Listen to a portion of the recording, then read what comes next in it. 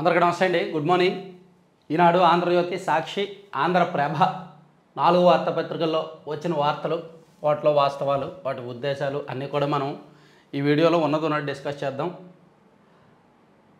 Content నచ్చితే మాత్రం subscribe చేసుకోండి.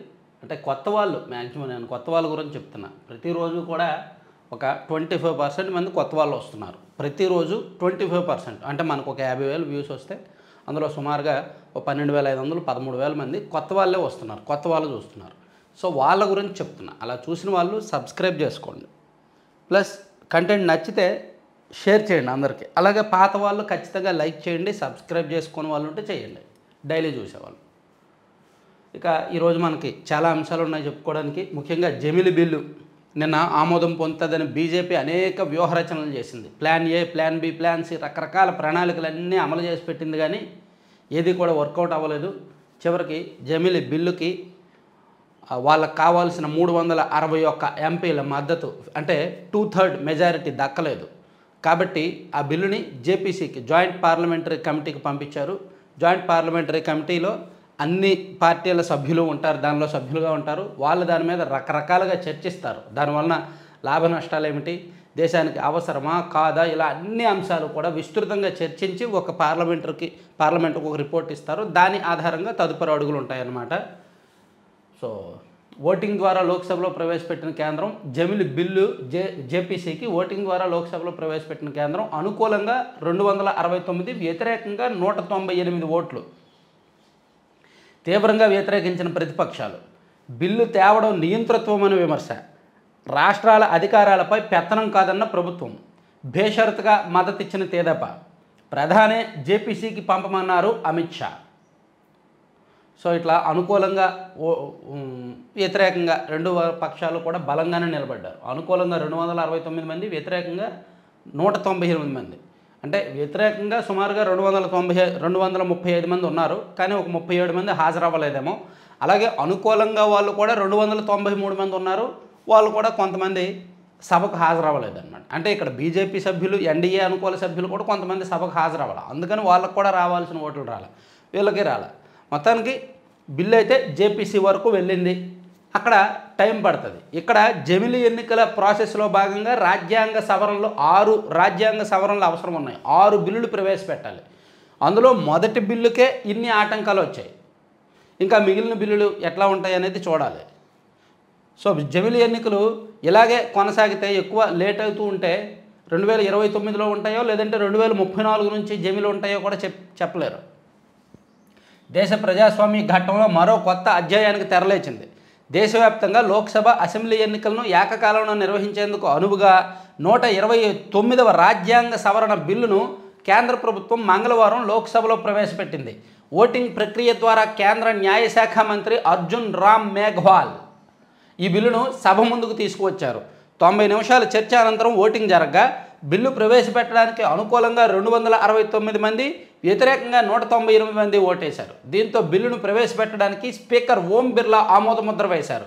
అయితే ఈ బిల్లును ప్రవేశపెట్టడం ద్వారా కేంద్రం నియంతృత్వంగా వ్యవహరించిందని ప్రతిపక్షాలు ధ్వజమెత్తగా కేంద్ర ప్రభుత్వం తోసిపుచ్చింది.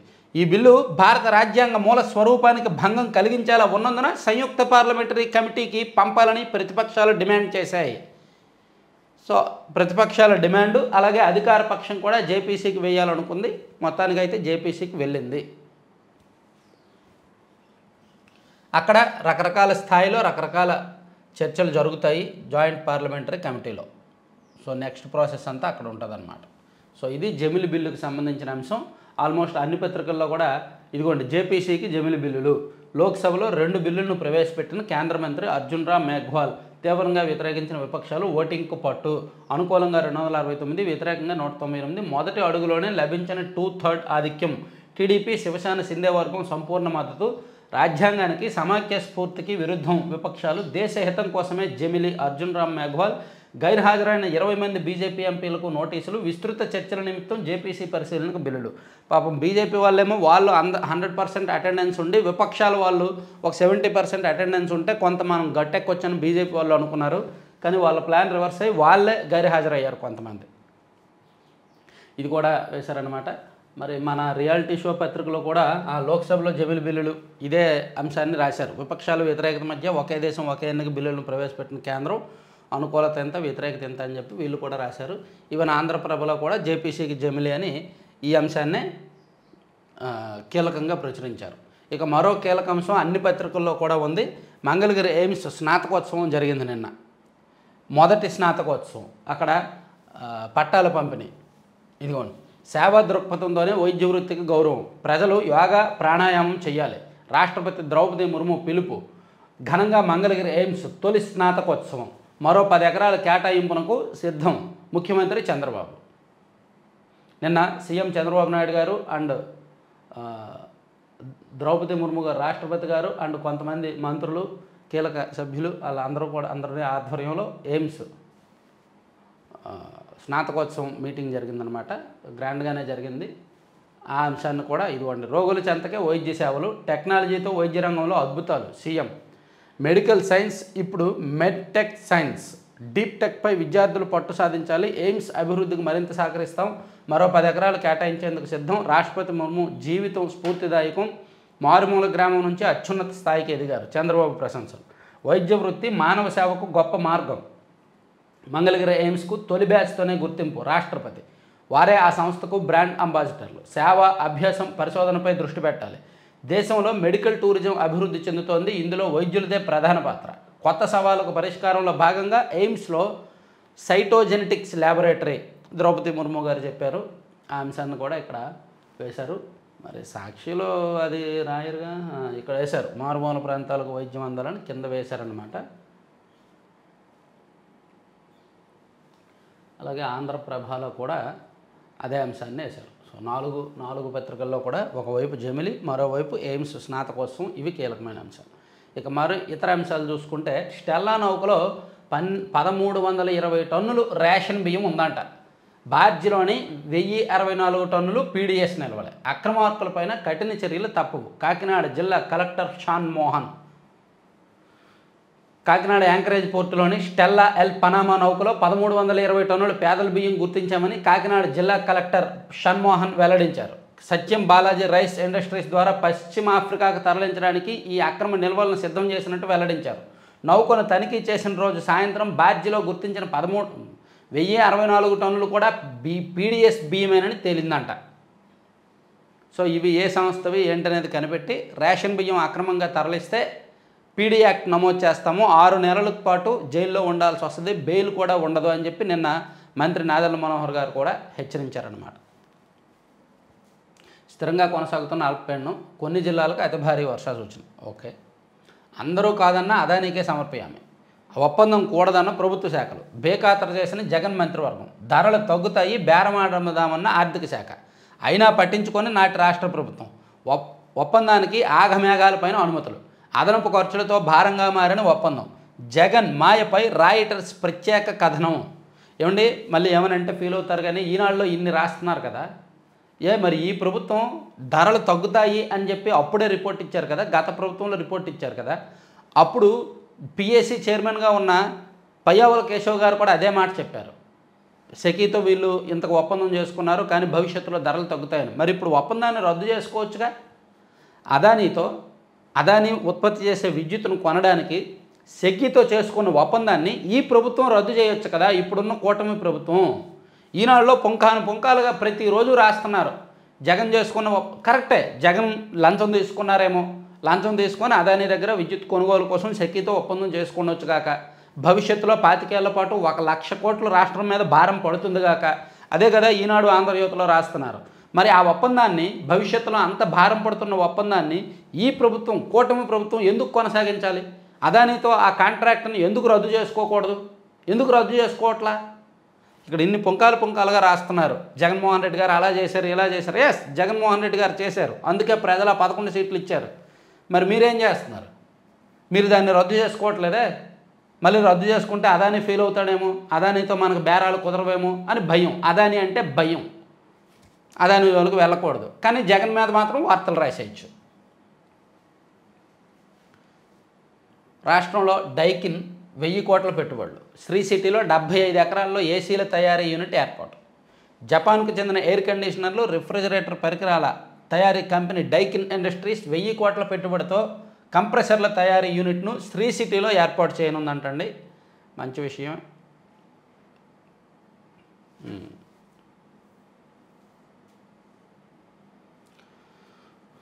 సో ఇవన్నీ ఈనాడులో ఫస్ట్ పేజీలో వచ్చాయి. తర్వాత సెకండ్ పేజ్.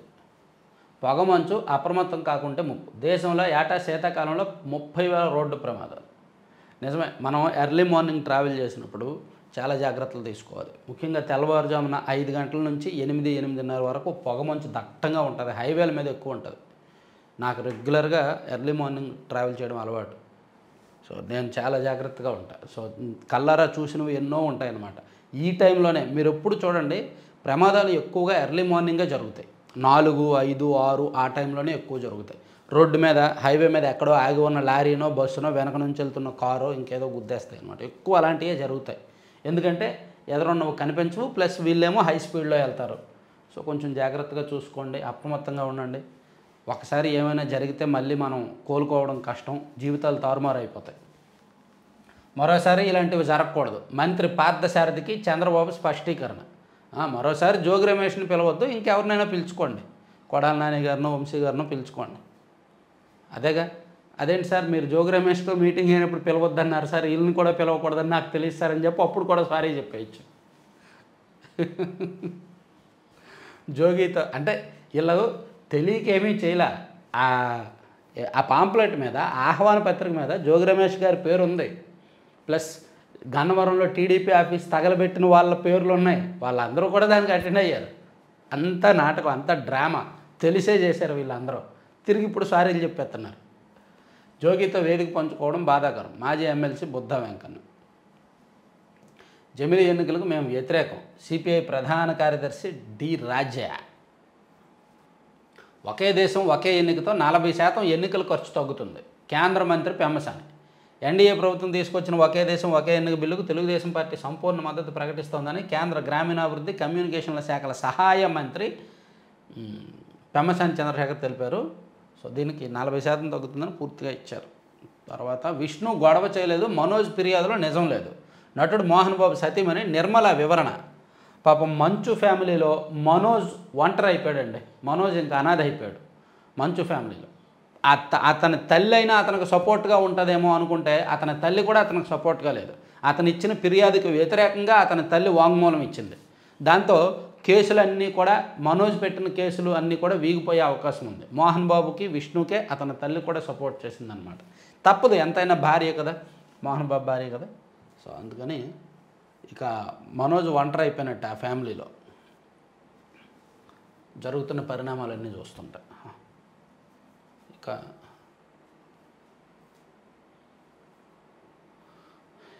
ఇది మాజీ ఎమ్మెల్యే కుమారుడి వరస. తన పేరు ప్రత్యేకంగా రాయలేదని న్యూస్ టుడే కంట్రిబ్యూటర్పై అభిరామ్ చిందులు.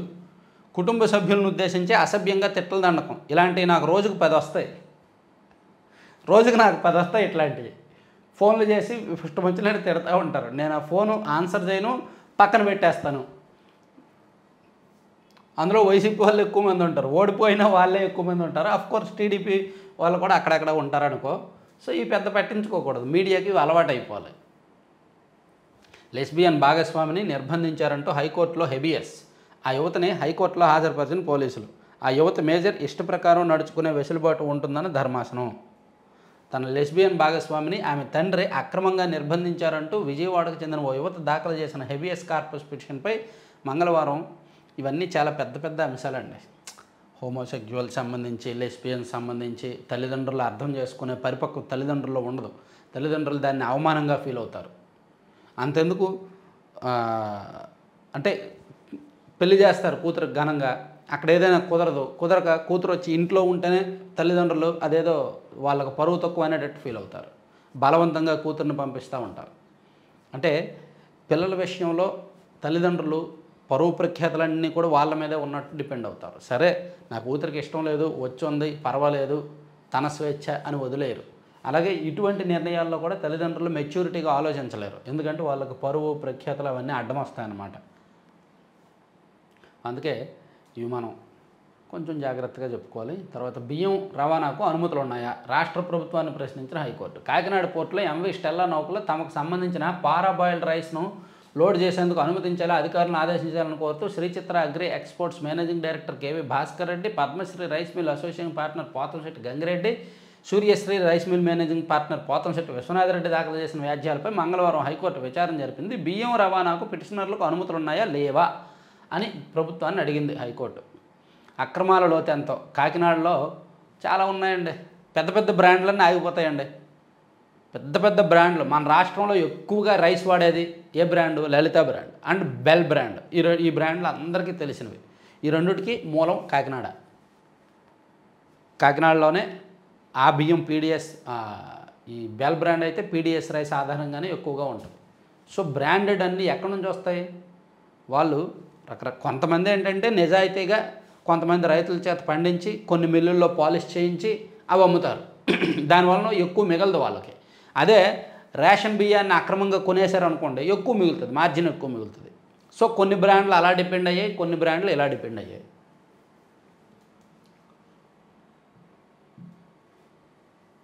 ఏడు పదుల వయసు ఎవరెస్ట్కి ఏం తెలుసు? సరే, మాయమైన బియ్యం 4840 బస్తాలు, అది కూడా ఫైనల్ కాదు. సో ఓవరాల్గా పేర్ని నాని గారి గోదాంలో మాయమైన బియ్యం 4840, నిన్నటి వరకు 3870 అని చెప్పారు. ఇప్పుడు ఆ లెక్కేమో 4840కి తేలింది. ఇంకా పెరుగుతుందంట, ఇంకా ఎక్కువయ్యే అవకాశం ఉందంట. ఫైనల్ కాదంట, ఎందుకంటే మొత్తం లెక్కించే పనిలో ఉన్నారు. 20 రోజుల నుంచి లెక్కిస్తున్నారంట. బస్తాలు లెక్కించడానికి 20 రోజుల పైనే. ఇంత నిర్లక్ష్యమా? సో మొత్తానికి పేర్ని నానితో ఏదో ఇంటర్నల్గా మాట్లాడుకోవాలనుకున్నారు, కానీ media and social media and TDP కార్యకర్తలు ఊరుకోలే. అందుకని జనసేన వాళ్ళు కూడా ఊరుకోలే. అందుకని ఇంకా ఈ ప్రభుత్వం కూడా అతని మీద సీరియస్గా ఉంచాల్సి వచ్చింది. సో బియ్యం మాయంపై చట్ట ప్రకారం చర్యలు. పేరుని గోదాములో పోయింది 4840 బస్తాలు. సొమ్ము చెల్లిస్తే సరిపోతుంది అనుకుంటే పొరపాటే. తెనాలిలో పౌర సరఫరాల శాఖ మంత్రి నాదెండ్ల మనోహర్. మచిలీపట్నంలో పేర్ని నాని కుటుంబ సభ్యుల పేరుతో నిర్వహిస్తున్న గోదాములో పౌర సరఫరాల శాఖ చేసిన బియ్యం మాయమైన వ్యవహారంలో సమగ్ర విచారణ తర్వాత బాధ్యులపై చట్ట ప్రకారం చర్యలు తీసుకుంటామని పౌర సరఫరాల శాఖ మంత్రి నాదెండ్ల మనోహర్ స్పష్టం చేశారు. ఆయన ఆల్రెడీ 1,70,00,000 కట్టేశాడు డిపార్ట్మెంట్కి. మాయమయ్యాయి, మా గోదాంలో మాయమయ్యాయి కాబట్టి మాదే బాధ్యత, అందుకు మేము ఇంత కడుతున్నామని చెప్పి కట్టారు. కట్టినా సరే పాపం పాపమే, తప్పు తప్పే. దొంగతనం చేసి అయ్యో నేను పొరపాటున దొంగతనం చేస్తానండి, నేను మళ్ళీ ఇచ్చేస్తానండి డబ్బులంటే కుదరదుగా, చట్టం పనిచేయాలిగా. అందుకే చట్టం పనిచేస్తుంది. కొట్టేసి డబ్బు చెల్లిస్తామంటే చట్టం ఊరుకోదు. బియ్యం దొంగతనం చేసి డబ్బు కొడితే దొరవుతారా? నాటి పౌర సరఫరాల శాఖ మంత్రి కొడాలి ఫైళ్లను కూడా పేర్నినే చూసేవారు మంత్రి కొల్లు రవీంద్ర. వాహనాలకు టోల్ మోత రోజులో ఎన్నిసార్లు తిరిగితే అన్నిసార్లు వసూళ్లే. 4 టోల్ ప్లాజాల్లో మాత్రమే మినహాయింపు. దారిదోపిడీ కేంద్రాలు అంటారు, అందుకే టోల్ ప్లాజాలని దారిదోపిడీ కేంద్రాలు అంటారనమాట. రోడ్డు మెయింటెనెన్స్ ఉండదు, అంబులెన్స్ నిర్వహించరు, టాయిలెట్లు నిర్వహించరు, రూల్ ప్రకారం ఏ టోల్ ప్లాజా నడవదు, కానీ డబ్బులు తీసుకోవడానికి మాత్రం ఉంటారు. తర్వాత రాజధానిలో పైప్ ద్వారా గ్యాస్ సరఫరా. గుజరాత్లోని గిఫ్ట్ సిటీ తరహా ప్రాజెక్టుకు ఐఓసీ ప్రతిపాదన. మంచిది. అప్పట్లో దేశం కోసం జైలుకు, ఇప్పుడు అవినీతి పరులు అధికారానికి. మాజీ సీఎం జగనే ఇందుకు ఉదాహరణ. మారిన రాజకీయ సంస్కృతి. పివిజి రాజు శత జయంతి వేడుకల్లో తెదేపా నేత అశోక్ గజపతిరాజు గారు చాలా రేర్గా రాజకీయ విమర్శలు చేస్తారు, చేసినవి మాత్రం చాలా గట్టిగా చేస్తుంటారనమాట. అప్పట్లో దేశం కోసం పోరాటాల్లో పాల్గొన్న మొరార్జీ దేశాయ్, చరణ్ సింగ్, వాజ్పేయి జైలుకు వెళ్లి ప్రధానమంత్రి పదవి పొందారని, ఆర్థిక అవినీతికి పాల్పడే అభియోగాలపై 16 నెలలు జైల్లో ఉండి బెయిల్పై వచ్చిన జగన్మోహన్ రెడ్డి ముఖ్యమంత్రి అవడం ఇప్పటి రాజకీయ సంస్కృతి అని కేంద్ర మాజీ మంత్రి తెదేపా సీనియర్ నేత పూసపాటి అశోక్ గజపతిరాజు పేర్కొన్నారు.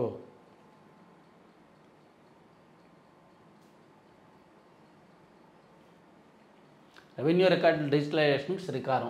విశాఖ భూ అక్రమాలపై విచారణ. మంత్రి అనగాని సత్యప్రసాద్ వెల్లడి. ఓకే. బోగస్ పింఛన్దారులకు నోటీసులు జారీపై మధ్యాహ్నం సర్క్యులర్, సాయంత్రం నిలిపివేత. సీఎంఓకి మంత్రికి తెలియకుండానే జారీ. వైకాపా హయాంలో విచ్చలవిడిగా అనర్హులకు పింఛన్లు. రాష్ట్ర వ్యాప్తంగా లక్షలాది మంది అనర్హులు ఉన్నారు. వికలాంగత్వం లేకపోయినా వికలాంగ పింఛన్లు పొందుతున్నారు, వయసు లేకపోయినా వృద్ధాప్య పింఛన్లు పొందుతున్నారు. అటువంటి వాళ్ళు 3 లక్షలకు పైగా ఉంటారని అంచనా. సో వాళ్ళని కట్టడి చేయాలంటే, వాళ్ళకి పింఛన్లు ఆపేయాలంటే కొంచెం రూల్స్ టైట్ చేయాలి, మళ్ళీ రీవెరిఫికేషన్ చేయాలి. దీనికి రాజకీయ కోణం ఉంది.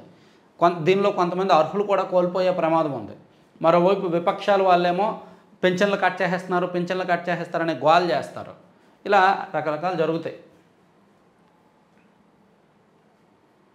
సో ఇవి ఈనాడుల అంశాలు. వీటిని కాసేపు ఈనాడుని పక్కన పెట్టి మనందరికీ మన గుండె ఎంత సాక్షి మీద ఉంటుంది. అదేంటో కానీ సాక్షిలో ఏం రాశారు అద్భుతాలు ఏమున్నాయని చూడాలని ఉంటుంది. ఇలా చూసుకుంటే లోక్సభలో జమిలి బిల్లు చెప్పుకున్నాం. తర్వాత మారుమూల ప్రాంతాలకు వైద్యం అందాలు చెప్పుకున్నాం. పింఛను తుంఛను మరో 3 లక్షల మందిపై వేలాడుతున్న కత్తి. ఇప్పటికే 1,57 లక్షల మందిని తొలగించిన కూటమి సర్కార్. పైలట్ సర్వే ప్రకారం 10,958 మందిలో 563 మందిని అనర్హులుగా తేల్చిన వైనం. అంటే 5% మందిపై అనర్హత రేటు. మొత్తం పెన్షనర్లు 5% అంటే 3 లక్షల మందిని అనర్హులుగా తేల్చనున్నట్టే. అనర్హుల ఏరువేత పేరుతో కుదించేందుకు రంగం సిద్ధం. చెప్పాను కదా, వాళ్ళేమో అనర్హుల్ని వేస్తున్నామంటారు. విపక్షాల వాళ్ళేమో ఇదిగో పెన్షన్లు కట్ చేస్తారని ఏడుస్తారు, రాస్తారు. సో అది కొంచెం సెన్సిటివ్ ఇష్యూ అయిపోద్ది అనమాట. నిన్న సాక్షిలో 2 ఘనమైన గొప్ప వార్తలు వచ్చాయి కదా. నిన్న వచ్చినవి ఒక్కసారి చూద్దాం. నేను నిన్నే అన్నా వాటిలో వాస్తవాలు ఏంటో కనిపెడదాము, ఇప్పుడే వద్దు అని. నిన్నటిది ఓపెన్ అవ్వు అవ్వవా అయ్యవా, ఎక్కడికి పోతా ఓపెన్ అవ్వకుండా. ఇదిగో యూట్యూబ్లో 10th ప్రశ్నపత్రాలు లీక్ అన్నారు కదా. నేను ఈ ఛానల్ చూసా, 14 పేజీలో వార్త ఉంది. నేను ఆ ఛానల్ ఓపెన్ చేసి చూసా, ఏం నిజంగా 10th ప్రశ్నపత్రాలు లీక్ అయ్యాయా యూట్యూబ్లో అని. వాళ్ళు ఇదిగో ది రియల్ పేపర్స్ అనే ఛానల్లో ఉంది అని చెప్పి వేశారు. ఇతను అయిపోయిన పరీక్ష యొక్క మోడల్ పేపర్స్ ఇస్తారు. ఈ ఛానల్లో ఓన్లీ మోడల్ పేపర్స్ ఉంటాయి. కావాలంటే మీరు కూడా చెక్ చేయండి ఛానల్ ఓపెన్ చేసి. దీనిలో నిజంగా ఈ రియల్ పేపర్స్ ఏమీ ఉండవు. నిజంగా ఆ రోజు ఎగ్జామ్ జరిగిన దానికి ఏమీ ఉండవు. అవి మోడల్ పేపర్, దాని మీద క్లియర్గా రాసి ఉంది మోడల్ పేపర్ అని. సో దానిలో కూడా మోడల్ పేపరే ఇచ్చారు.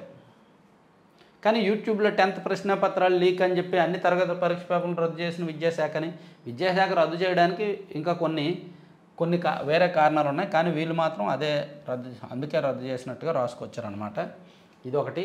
తర్వాత నిన్న ఇంకో వార్త రాశారు కదా, పింఛన్లపై పగ అని. ఎన్నికల్లో వైఎస్ఆర్సీపీకి మద్దతుగా నిలిచిన వారికి కక్ష సాధింపు ఉన్న పలంగా సుదూర ప్రాంతాలకు ఇష్టారాజ్యంగా బదిలీ అని అద్దంకి నియోజకవర్గంలో జరిగిన వ్యవహారం మీద రాశారు. యాక్చువల్లీ ఇక్కడ ఇది వాస్తవమే. కొంతమందిని అక్కడ టీడీపీ వాళ్ళు ఇక్కడ పెన్షన్లు తొలగించేసి అడ్రస్లు మార్చేసి వేరే జిల్లాలకు మార్చేస్తున్నారు. ఎందుకంటే టీడీపీ వాళ్ళు అక్కడ అలా ఎందుకు చేస్తున్నారంటే, గతంలో వైసీపీ అధికారంలో ఉన్నప్పుడు 10 గ్రామాల్లో అలా చేశారు. గతంలో వైసీపీ అధికారంలో ఉన్నప్పుడు వైసీపీ వాళ్ళు తెలుగుదేశం పార్టీకి సానుకూలంగా ఉన్నారని 10 గ్రామాలకు చెందిన పింఛన్ లబ్ధిదారుల అడ్రస్లు మార్చేసి శ్రీకాకుళము, చిత్తూరు, అనంతపురం అక్కడ మార్చేశారు. అలా వేధించారు.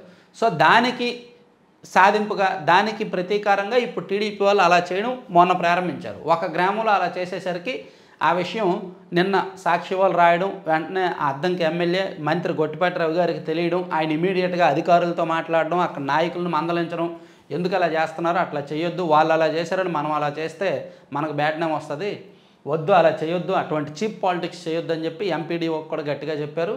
అండ్ అక్కడ గ్రామంలో నాయకులతో కూడా మాట్లాడి ఇది సరిచేశారన్నమాట. సో చెప్పాం కదా, ఆయనకు తెలిస్తే ఊరుకునే టైప్ కాదు, అటువంటి చీప్ పాలిటిక్స్ చేయడం ఆయన. మొత్తానికి సాక్షి వాళ్ళు రాసింది కొంత కరెక్టే. నేను తర్వాత తెలంగాణలో ఎంబీబీఎస్ చేస్తే పీజీలో స్థానికులే, లోకల్ అర్హత ఉండి రాష్ట్రం వెలుపల ఎంబీబీఎస్ చేసిన అర్హులే. మెడికల్ పీజీ సీట్ల భర్తీపై తెలంగాణ హైకోర్టు కీలక తీర్పు. 2024-25 విద్యా సంవత్సరానికి మాత్రమే తీర్పు పరిమితం. ప్రభుత్వం జారీ చేసిన జీవో 148, 149 చట్టవిరుద్ధమని ప్రకటన. సో తెలంగాణ రాష్ట్రంలో గుజరాత్ వాళ్ళైనా, ఆంధ్రప్రదేశ్ వాళ్ళైనా, తమిళనాడు వాళ్ళైనా, దేశంలో ఏ రాష్ట్రానికి చెందిన వాళ్ళైనా సరే తెలంగాణ రాష్ట్రంలో ఎంబీబీఎస్ చేస్తే వాళ్ళు అక్కడ లోకల్ కోటాలోకి వచ్చేస్తారు. సో లోకల్ కోటాలోనే పీజీలోకి ఎంటర్ అవుతారు. అది హైకోర్టు నిర్ణయించిన తీర్పు అన్నమాట. పోలీస్ స్టేషన్లో పరీక్షా పత్రాలు దిద్దుబాటు చర్యలు చేపట్టిన విద్యాశాఖ అన్ని ప్రశ్నపత్రాలు స్థానిక పోలీస్ స్టేషన్లో ఉంచాలని ఆదేశాలు, పరీక్ష గంట ముందు తీసుకోవాలని ఆదేశాలు. ఇంత ముందు నుంచి అలాగే చేసేవాళ్ళు, ఇప్పుడు కూడా అలాగే చేస్తారు. ఫస్ట్ నుంచి అలాగే చేసేవాళ్ళు. 3 నెలల్లో ముగించేద్దాం. చంద్రబాబు అవినీతి కేసులకు ఇదే డెడ్లైన్. విజయవాడలో సుప్రీంకోర్టు సీనియర్ న్యాయవాది లోత్రా, పోలీసు, సిఐడి, ఇంటెలిజెన్స్ ఉన్నతాధికారులకు 2 రోజులు భేటీ. సాక్షులను బెదిరించండి, పత్రాలు తారుమారు చేయించండి, ఎంతైనా వేధించండి, వాంగ్మూలాలు మార్చండి, కేసులు క్లోజ్ చేసే నేను చూసుకుంటా. లుధ్రా పకడ్బందీ పథకం సిద్ధం చేశారంటున్న పోలీసు వర్గాలు. సాక్షులను బెదిరించండి, పత్రాలు తారుమారు చేయండి అంట. ప్రభుత్వం మారడానికి ముందు ఎన్నికల పోలింగ్ అయిపోయి రిజల్ట్స్ రావడానికి ముందు సిఐడి ఆఫీసులో చాలా పత్రాలు తగలబెట్టేశారు బయటికి తీసుకెళ్ళి, ఆధారాలు సాక్ష్యాలు దొరకకుండా. సో ఇప్పుడు వీళ్ళు ఇవన్నీ రాస్తున్నారు. సో సాక్షిలో ఫిబ్రవరిలో బీజేపీ కొత్త అధ్యక్షుడు, భారతీయ జనతా పార్టీ నూతన అధ్యక్షుడి ఎన్నిక ఫిబ్రవరిలో జరుగుతుందంట. తర్వాత రష్యా ఆర్మీ జనరల్ మృతి. 524 మీటర్లకు ఆల్మట్టి డ్యామ్ ఎత్తు 519 మీటర్ల నుంచి మరో 5 మీటర్ల పెంపంట. అబ్బో, డ్యామ్ ఎత్తు పెంచితే దిగువ రాష్ట్రాలకు నష్టం కదా.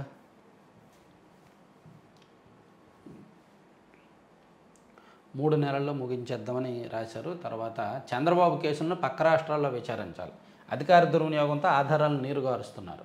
మాజీ మంత్రి వైఎస్ఆర్సీపీ కాకాని గోవర్ధన్ రెడ్డి. ఓకే, మారుమూల ప్రాంతాలకు వైద్యం అందించాలి, స్నాతకోత్సవం. సరే, ఇవన్నీ కూడా సాక్షి అంశాలు చెప్పుకున్నాం. తర్వాత ఆంధ్రజ్యోతికి వెళ్దాం.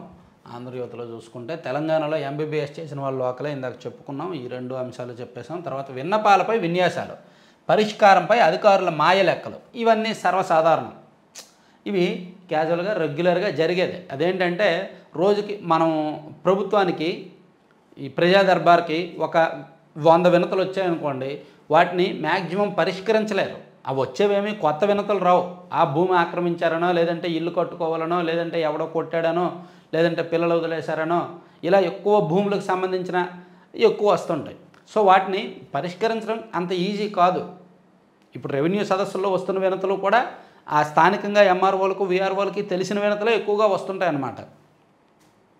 సో అందుకని ఇవి ఏం చేస్తారంటే పరిష్కరించేసాం అని చెప్పి, అంటే వాటిని నిజంగా పరిష్కరించలేక, నిజంగా పరిష్కరించేంత టైం పెట్టకుండా ఎస్ సాల్వ్ అయిపోయినాయి అని చెప్పి ఏదో ఒకటి మసిపూసి మారేడికాయ చేస్తారు, మభ్య పెడతారు. ఎక్కువ అలాగే జరుగుద్ది. ప్రభుత్వానికేమో ఆన్లైన్లోనేమో సాల్వ్ అని రాస్తారు, ఎవరైతే ఫిర్యాదు చేశారో వాళ్ళకేమో మెసేజ్ పెడతారు, మీకు ఇంకా సమస్య పరిష్కారం అవ్వకపోతే మమ్మల్ని కాంటాక్ట్ అవ్వండి అని చెప్పి. అలా లెక్కల్లో మసిపూసి మారేడికాయ చేస్తారు. అంతకుముందు స్పందనలో జరిగేది అదే, ప్రతి వారం జరిగేది అదే. అందుకే అదే రాశారు, పరిష్కారంపై అధికారుల మాయ లెక్కలు, దరఖాస్తులు పరిష్కారమైనట్టుగా ఎంట్రీలు, పై స్థాయిలో ఒత్తిడి రాకుండా బుట్టదాఖలు, పెండింగ్ చూపించకుండా మ్యాజిక్, సంతృప్తి స్థాయి బాగుందంటూ నివేదికలు, కలెక్టర్ల సదస్సులో సీఎం ప్రశ్నల వర్షం, సరైన సమాధానాలు చెప్పని అధికారులు, ప్రభుత్వం క్షేత్రస్థాయిలో వాస్తవాలు తెలుసుకోవాలని నిపుణుల సూచన. అంటే ఇది ఎలా ఉంటుందంటే, పైనుంచి ఇప్పుడు మార్కెటింగ్ టీం ఉన్నారండి, పైనుంచి ఒత్తిళ్ళు ఉంటాయి, బాబు ఈ టార్గెట్ అంటే టార్గెట్లు ఇస్తారు. అలాగే ఇది కూడా టార్గెట్లు ఇస్తారు, అరే మీకు 100 వినతులు వచ్చాయి, ఇదిగో ఈ వారం ఈ వీకెండ్ కల్లా 95 వినతులు పరిష్కరించాలి అంటారు. ఆ 95 ఎలా పరిష్కరిస్తారు?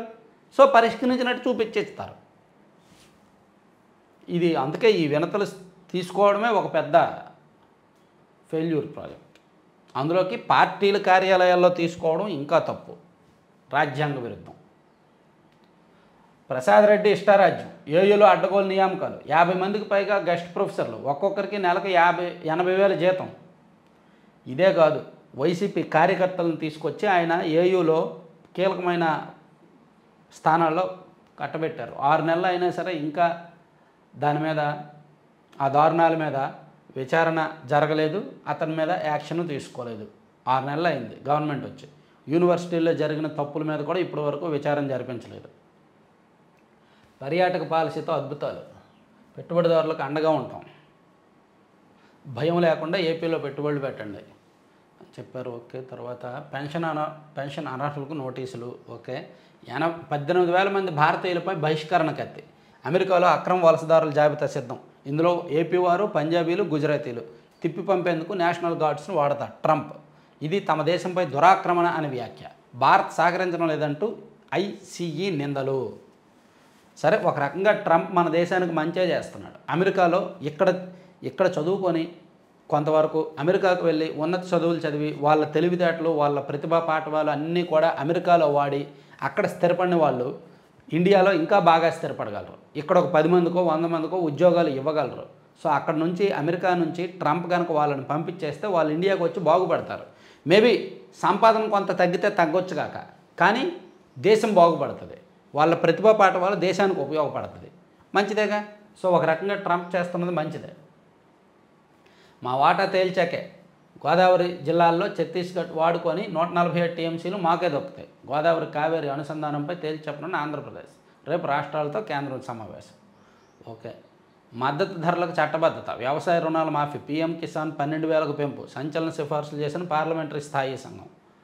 ఓకే. చేనేత వస్త్రాల ధరల పెంపు, సంక్షేమ శాఖల కొనుగోళ్లకు వర్తింపు, ఏటా 10% పెంపునకు ప్రభుత్వం ఓకే. విద్యార్థి చొక్కాకు 98.98 రూపాయలు 90 పైసలు, ప్యాంట్కు 175 రూపాయలు 40 పైసలు అంట. మంచిది. ఇవన్నీ ఆంధ్రజ్యోతుల అంశాలు. తర్వాత ఆంధ్రప్రభలో చూస్తే ఇది చెప్పుకున్నాము. కేంద్రం ఎంతో అండగా ఉంది, కేంద్రం సాయంతో ఎయిమ్స్కు పునాది టెక్నాలజీ, అది కూడా చెప్పుకున్నాము. తర్వాత చేనేతకు బ్రాండ్ అంబాసిడర్గా మంత్రి లోకేష్, రాష్ట్రపతి ద్రౌపది ముర్ము మంగళగిరి చేనేత శాలువ బహుకరణ. మంచిది, మంచి నిర్ణయం తీసుకున్నాడు.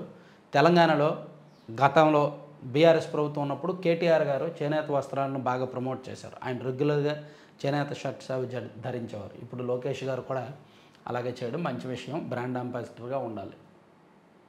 మీరు అలవాటు లేదు కానీ చాలామంది చేనేత వస్త్రాలు ధరించడం అలవాటు చేసుకోండి. అసలు చాలా లైట్ వెయిట్ ఉంటాయి, చాలా కూల్గా ఉంటుంది, బాగుంటుంది అనమాట. అలవాటు అయితే ఇంక అవే రెగ్యులర్గా వాడతారు. చేనేత కూడా ప్యూర్ హ్యాండ్లూమ్ అయితేనే బెటర్. హ్యాండ్లూమ్ అయితేనే క్లాత్ పల్చగా ఉంటుంది, లైట్ వెయిట్ ఉంటుంది, బాగుంటుంది.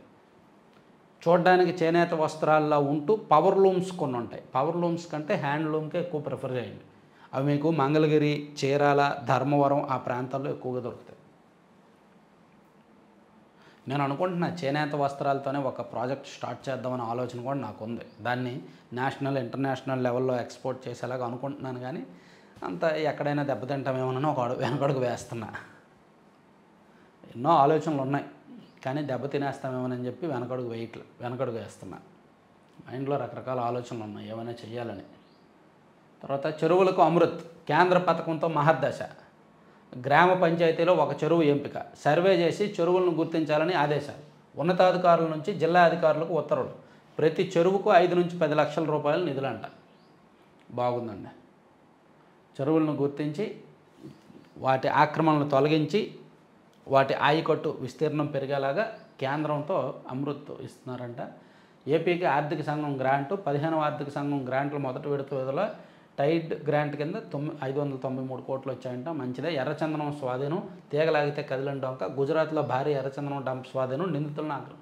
పుష్ప నేషనల్ అనుకుంటావా, ఇంటర్నేషనల్ ఏమో, ఇంటర్నేషనల్ కూడా ఏమో చూసుకోండి. ఎందుకంటే నిజంగా జరిగిన కథ ఆధారంగా, సీన్స్ ఆధారంగానే పుష్ప తీశారు కాబట్టి ఇక్కడ కూడా ఇంటర్నేషనల్ మాఫియా ఉండే ఉంటుంది. రాజధానికి పైప్డ్ గ్యాస్ చెప్పుకున్నాం. అడ్డదారిలో ధాన్యం తరలింపు. ఆంధ్ర ఓట్లకు తెలంగాణలో బోనస్. గుంటూరు నుంచి సన్నాలకు అక్రమ రవాణా. 500 బోనస్ ఇస్తుండటంతో వ్యాపారుల ఆసక్తి.